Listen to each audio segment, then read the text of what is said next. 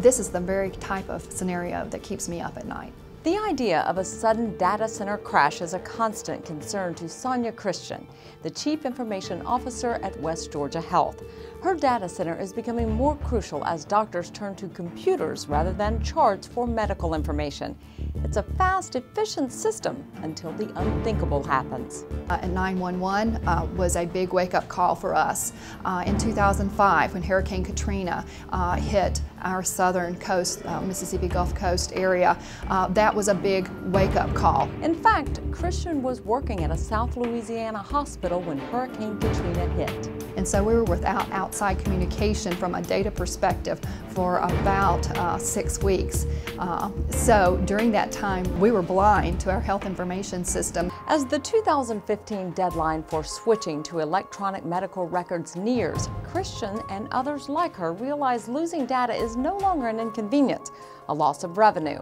It now affects patient care and could mean the loss of life.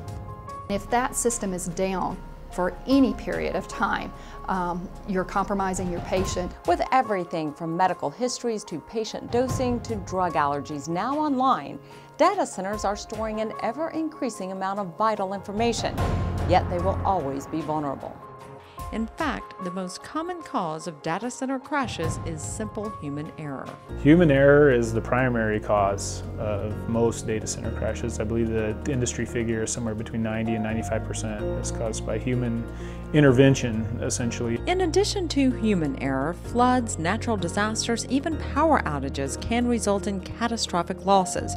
Dan Fanning, Projects and Engineering Manager with EDI Limited, a leading data center consulting firm, knows all about the vulnerability of data centers. Getting a data center up and running after a crash is a challenge, especially if it's an older system. There is a large delay of hours to days, and being able to fix those older systems can, just finding the parts to fix those systems can take weeks to track down. With today's reliance on electronic information, hospitals can no longer wait weeks for a data center repair.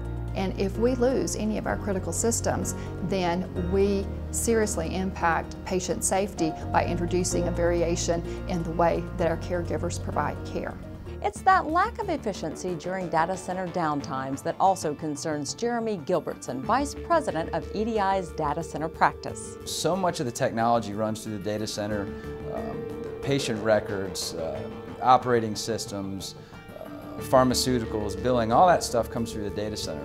And what happens is if the data center goes down, you really could run into a loss of life issue as well. With so much reliance on computers, hospitals conduct practice drills, trying to run without the use of the data center. In theory, there is a backup, but in practice, it makes the caregivers incredibly inefficient. Jan Stuklik, Vice President at EDI, has a great example of how even the drills can't ensure the best medical care. Take, for instance, a heart transplant scenario. The transplant coordinators have only minutes to relay life-saving information once a heart is available. Without the use of computers, communications by phone might be too late. It may take so long that by the time you're finished, the heart's not viable anymore. It's these kinds of life and death scenarios that make Sonia so concerned about this issue. Patient care doesn't just happen in the hospital. It happens in physician offices in your community. It happens across the country with a specialist that you may need to refer the patient to for further care. Sonia believes transitioning to electronic medical records and making the investment to do it correctly is so important. It will make the difference in whether a hospital will be viable in the future or not.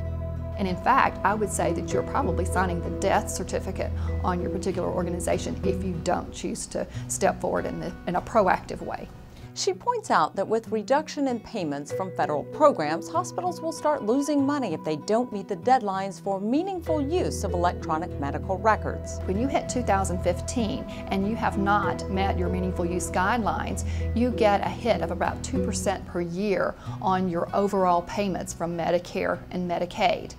When you start with a glass half full and you start reducing 2% per year after that because you've not met these standards, you cannot remain financially viable. Meaningful use stage 1 is not easy to accomplish. The people who start today are way behind in the game. The switch to full use of electronic medical records varies greatly among hospitals. As you can see from this chart, only a handful of leading hospitals are at level 7, full implementation, and many older hospitals are way behind. Most, however, are working toward meaningful use by the 2015 deadline. There's a huge mass of hospitals somewhere in the middle that are still trying to get to the level of meaningful use, and so there's still quite a bit of work left for many hospitals. For most hospitals, the challenge is, of course, money. Solving this issue will not be cheap, and because of the life-critical information and the complexity of all the systems involved, many hospitals will need a complete overhaul, not just another quick fix. And that, in most cases, will mean bringing in an outside resource of experts. Building a data center is not a part-time deal. It isn't. Really finding a group that you can use to augment your team. Not someone that's going to come in and completely take over, because maybe you might have some internal expertise, but somebody that can help the cause and really drive the project from an experience level. I think unless you've already done an EMR implementation, you should have a consultant, someone, a guide that will help you get through the not just the software selection, but also through all the infrastructure that's required to implement that system. So there will be a lot of servers, a lot of storage, a lot of computers you're going to have to buy before you can actually roll it out. When looking for the right consultant, you may want to consider a company that has experience in healthcare data centers. It's important to get someone on board that really understands data centers, but also that really understands healthcare. Technology, the processes, the workflow, everything that are the outputs of the data center. You may also want to consider a company that understands both facilities and IT, because both departments will be involved in the solution. EDI is unique in that we do have IT and a facilities shop under the same roof. Instead of a speculation on what is needed, we can define the IT requirement at its core and then build the data center to suit that requirement. A customized system for building data centers also allows for a better ability to understand future needs. We're not overbuilding it, we're not underbuilding it, and that's a constant struggle for anyone that works with data centers, is trying to look into that crystal ball to figure out what the future might hold. When you do have a network department, you're a little better at that. Christian selected EDI because of the firm's team and experience. EDI has been a strong company. They have a great pool of resources. They have a good track record. They know the business of healthcare. No matter which company you choose, it's a good idea to start making the transition as soon as possible. As the deadline for meaningful use nears, qualified consultants will be in demand.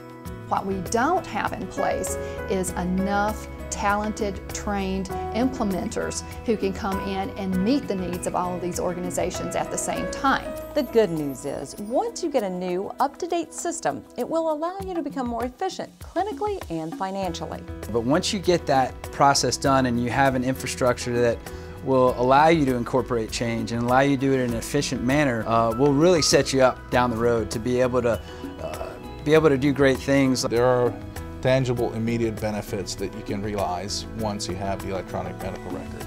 There are efficiencies, there's accuracy, there are better control of medications.